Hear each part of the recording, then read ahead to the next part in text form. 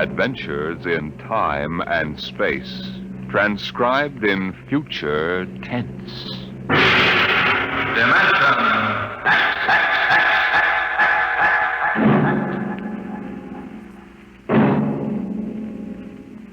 The National Broadcasting Company, in cooperation with Street and Smith, publishers of astounding science fiction, bring you Dimension X.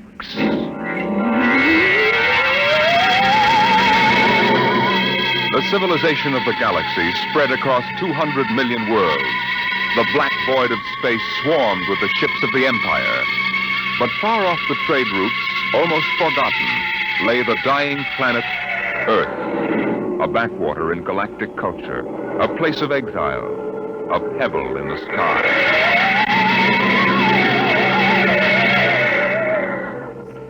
I landed on Earth, on the one spot which I would have called civilized.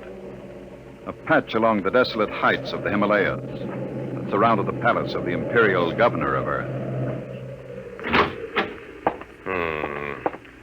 Dr. Bell Averdan of Sirius Sector. That's a familiar name. Perhaps you've seen it in the Galactic Archaeological Journal, my Lord Ernest. Me? No, I'm a soldier, not a scientist. It was a newspaper article. You gave an interview about your expedition to Earth. I suppose you want to start digging. Whatever can you find on this miserable heap of rubble? I don't consider Earth a miserable heap, my lord. It's absolutely unique in the galaxy. Unique? It's the only inhabited planet that is radioactive. It's a pig pen. Yes, I know. But this planet is inhabited. Biologists have proven that on a radioactive world, high forms of life cannot develop. High forms? The rest of the galaxy hates the Earthmen, and they return it with interest. I don't think you understand. I'm not intolerant of anyone, and that even includes Earthmen. My theory is that life on Earth originated before it was radioactive. There's a story like that in the Earth lore of the ancients. I know, I've read it. Oh? I wouldn't admit that here if I were you, Dr. Averdan. It's forbidden for outsiders to read it. The Earthmen get pretty violent about their religion. Do you mean the imperial police power here is defective? It is in case of sacrilege. Well, now, what do you actually want to prove? That man originated in prehistoric times on Earth before space travel and spread to the other planets. What? Are you seriously suggesting that at one time Earth was the only inhabited planet and that man descended from Earthmen? There's a chance it might be so. You'll change your mind when you see them, Doctor. I'm not an anti-terrestrial, but as far as I can see, they're lazy and ignorant and generally inferior to us. I'm as liberal as the next man, but it's a fact. Once an Earthman, always an Earthman.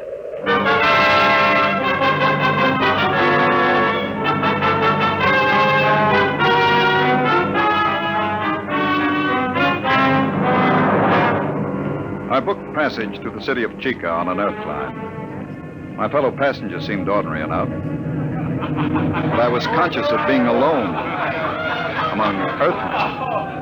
I beg your pardon. Could you tell me what's going on there? Sure. You see that couple? They've been married 40 years. It's their anniversary. Yes, sir. 40 years. Hey, Mother? It seems like yesterday. Just like yesterday. Hey, when are you folks scheduled for the 60? In a month. 16th of November. Well, I hope you have a nice day for it. My father reached his 60 in a pouring rain. Kept complaining we were getting soaked. So I told him, what are you complaining about, Dad? I've got to come back.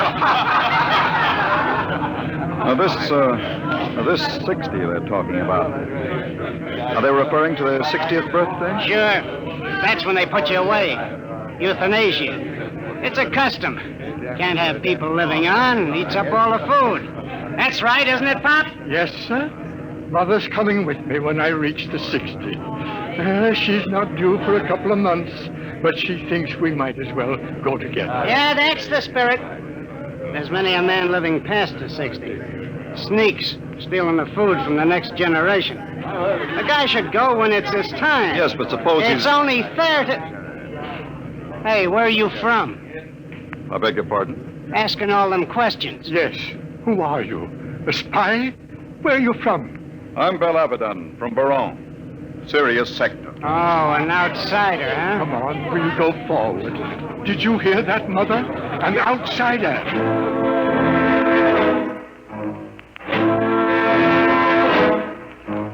I burned with indignation. Earthmen treating me like an outcast. Earthmen. When we landed, I followed my intention of observing the human animal, subspecies Earth, in its native habitat. In this case, a large department store. Perhaps I resembled a floor walker, for a young Earth girl came up to me and asked a question. Pardon me. Well, it's my father. He's about 5'4". He wears eye lenses. I think he had on a brown coat. I'm afraid I don't remember seeing anyone. But they followed me here. I've got to find him. Are you in trouble, miss? No. No, it's nothing, really. I'm sorry I bothered you. Attention. Attention, please. What's that? All patrons of the store will kindly leave by the 5th Street exit. This store is being evacuated for radiation fever quarantine. What's all this about? They're after me. It isn't really radiation fever at all. Who's after you? How am I going to get out of here?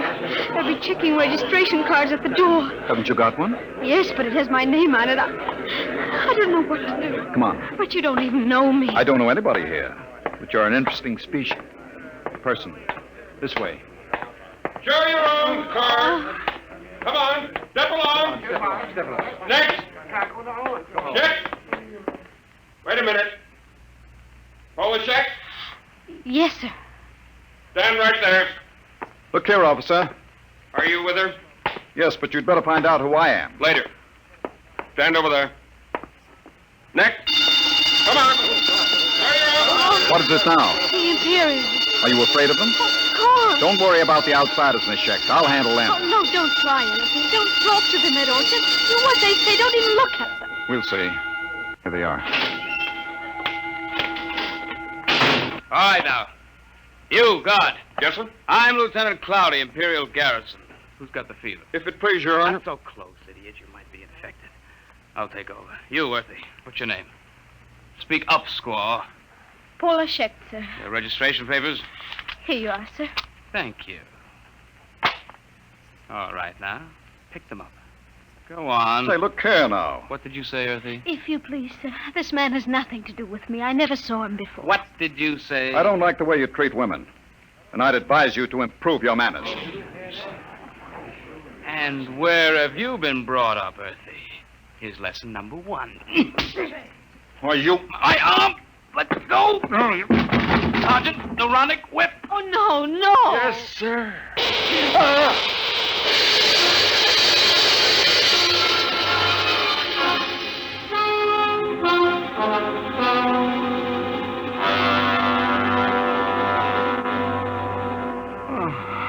Oh, you're all right now. What happened? They gave you full power and a neuronic whip. Where are we? The military base. Oh, you should... Is that... Well, Dr. Abaddon, we seem to have had an unpleasant contretemps in this city this afternoon. Unpleasant. I should put it stronger, Colonel. As a free citizen of the Empire, I had every right to resent such illegal treatment. I consider the whole incident unfortunate, Doctor. Don't you think it would be best to forget the whole matter? I think not. I have an appointment in a week with the procurator. Procurator, huh? What do you intend doing with Miss Schecht? What would you suggest, sir? I had... Free her immediately, and offer her your apologies. Of course. If the young lady will accept my sincere regrets, I will give the order for your release immediately.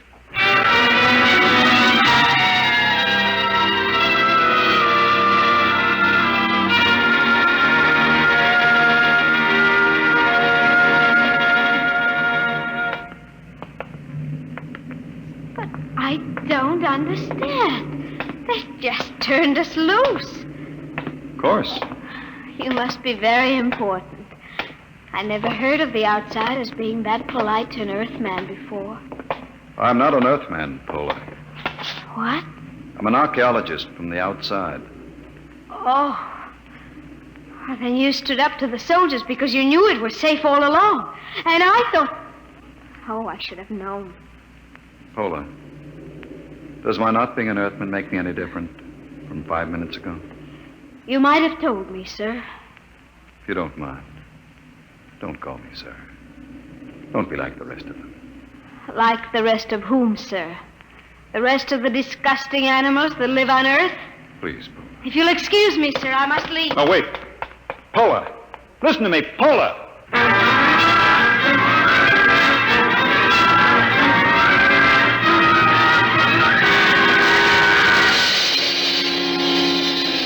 I had access to the garrison files, and to satisfy idle curiosity, I indexed Paula Schecht. Her father was a Dr. Mikhail Schecht, biologist. And against his name was a black star with a notation, condemned in absentia. Charge, evading the 60. That was why she was afraid. So I sent a note asking her to meet me in the North Park after dark. Paula, over here. Dr. Haverdan? Sit down. Oh, I want you to understand. I wouldn't have come except... I understand. I've seen your father's record. You know about it. I looked into it, Paula. There doesn't seem to be much that can be done about the 60. Oh, it isn't that. It's not for my father. It's for the whole galaxy. What is it? Earth is going to revolt. No. All of it? Oh, don't laugh at me. Paula. The galaxy has a volume of several million cubic light years. It contains 200 million inhabited planets. Earth has a population of only 20 million. And no resources. What can Earth do? I don't know, Doctor, but my father does. He's told me that Earth knows a way by which it can wipe out all outside life and... Wait. Listen. Someone coming. Park Patrol. Quick, kiss me. Don't be stupid. Kiss me. They won't suspect anything. Oh, yes, of course.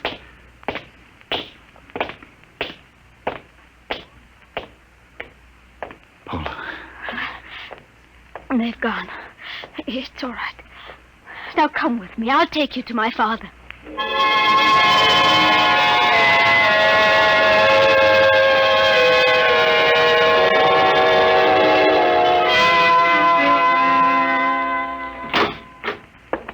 Dr. Haverdan, this is a pleasure. I have read your articles in the journal. It is hard to get copies. Our neighbors don't care to trade with Earth. It's part of the nearly insoluble problem of anti-terrestrialism. No one seems to want a solution. Earthmen and outsiders alike? Oh, no, that is not true. There is a way of preserving our culture and living as equals in a larger society. But the zealots don't think so. The zealots? Yes. They rule Earth now. They are a small minority, but they have power. They have plans. They planned the revolt, Paula told me? Yes. I see. Well, why didn't you report this to the Imperial garrison? The Society of Earth Ancients have guarded me too well. Besides, they had a hold on me. I am 62. You know the customs of Earth. The 60 years. They allowed me to live on. The price was silence about the weapon. You agreed to this? I wanted to live. What is this weapon? You are aware of Earth's peculiar environment, the radioactivity? Yes. Over the years, we Earthmen have built up certain immunities to radiation burns, for one. But it's a minute difference. I measured it experimentally. But, Doctor, human life is not the only form affected by radiation and mutation. There is microscopic life, bacteria, viruses. We have been searching out such a virus, one to which Earthmen have developed a high degree of immunity, but not outsiders. You mean a particular disease? Yes, common fever. It is a mild children's disease here, like chickenpox or German measles. But to outsiders, it is radiation fever. Symptoms develop in 2 hours. Lips are so badly affected that the victim cannot talk, and in 2 days, he dies. They've isolated this virus? Tons of it in crystalline form. And they plan to let this loose in the galaxy? By means of guided missiles. Then frightened refugees will carry the disease across space. Billions will die. You're sure about this?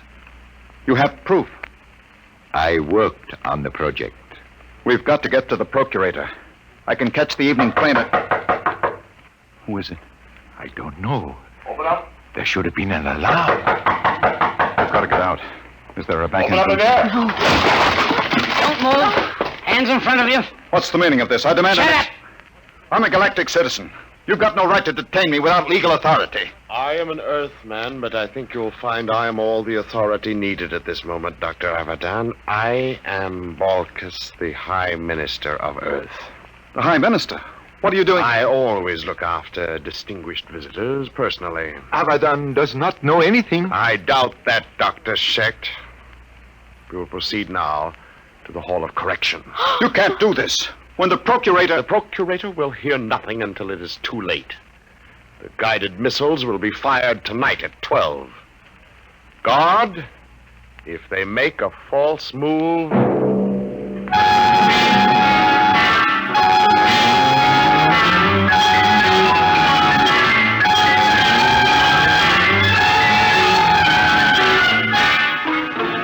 Keep them covered, guard. Right. Hold on. Can you scream? What are you... There, coming down the street. Imperial Patrol. Oh, it's no use. Do what I say. Scream. Go ahead. Hold it. They're outsiders. You're right. That's the Imperial Patrol. All right, Earthy.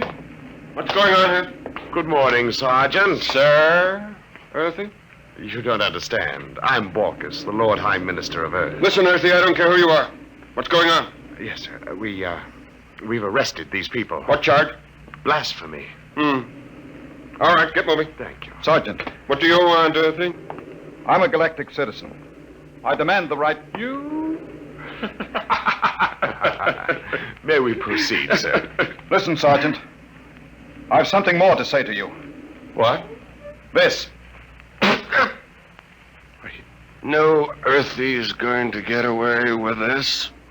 Get a squad car. But, Sergeant, I'm the Lord Minister of Earth. Tell them about it at the Imperial Barracks. Now move, all of you, before I give you a shot of the whip.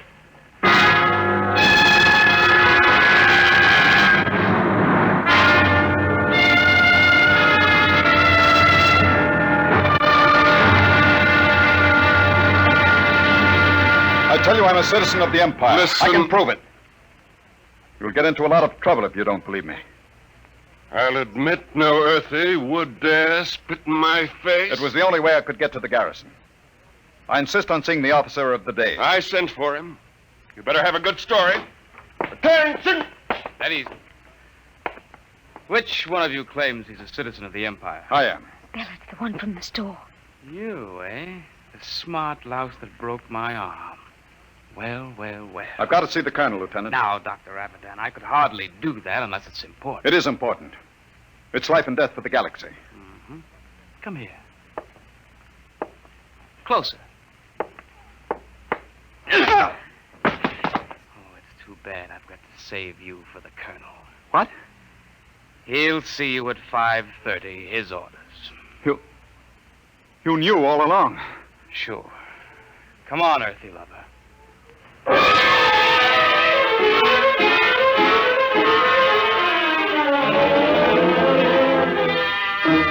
I'm afraid you're in serious trouble, Dr. Abadan. The man you're accusing is the High Minister for Earth. I know, but I have proof. Well, I can only speak to the procurator. You've got to contact him. there are channels, Dr. Abadan. We haven't time for channels. I have the details of the plot from Dr. Schecht. You've got to let me speak to the procurator. I've already advised him of your arrest. He's flying in. You'd better be able to prove what you say. If you don't, we'll have to hand you back to the native authorities and their courts, notoriously savage.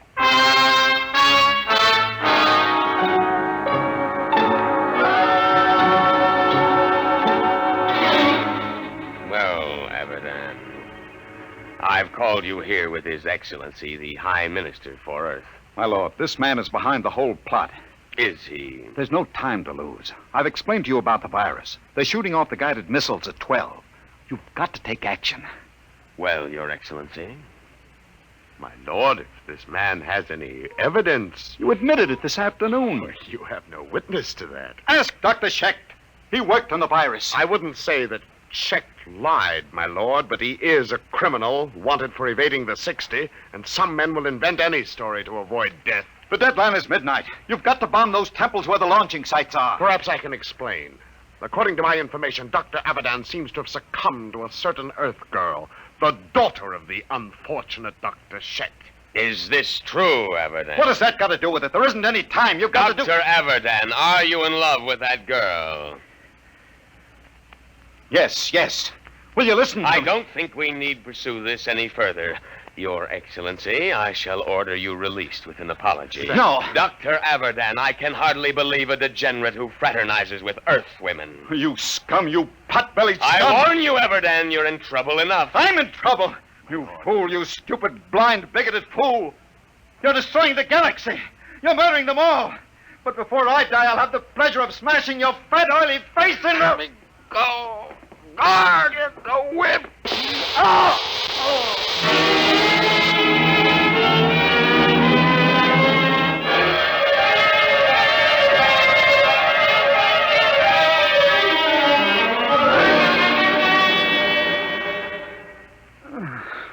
Belle, are you all right? Paula. What time is it? 1:30. Past the deadline. It's all over. Lord Ennius released the High Minister with an apology. Doesn't matter. The Empire can wipe Earth out. It won't save any lives. The virus must have been spread here, too. Earthmen are immune, but outsiders... Belle, you're an outsider. Yes, Oh, I am. We're paying, Paula. The rest of us. Paying for centuries of intolerance. oh, Belle. Look out there. Through the bars. The night sky. Pinpoints of light. The Empire. Doomed. Oh, Belle. Belle, don't. I was just thinking. I came to Earth to prove a theory that man started here. That once in prehistoric times, Earth was the only populated world of the galaxy. It's funny. Now it will be that way again. Man living only on Earth.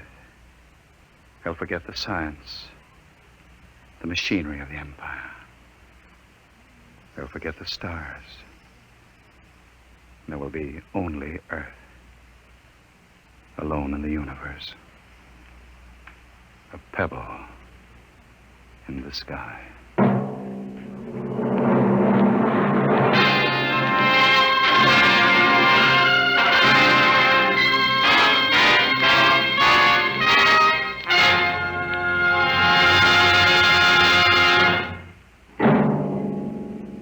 The children of tomorrow will play with toys. But what will those toys be like? An ordinary clerk in an ordinary job finds a terrifying answer to that question next week as Dimension X brings you Child's Play. Dimension X is transcribed each week by the National Broadcasting Company in cooperation with Street and Smith, publishers of the magazine Astounding Science Fiction. Today, Dimension X has presented Pebble in the Sky, dramatized for radio by Ernest Kinoy. Featured in the cast were Santos Ortega as Abadan and Susan Douglas as Pola. Your host was Norman Rose, music by Burt Berman. Dimension X is produced by William Welch and directed by Edward King.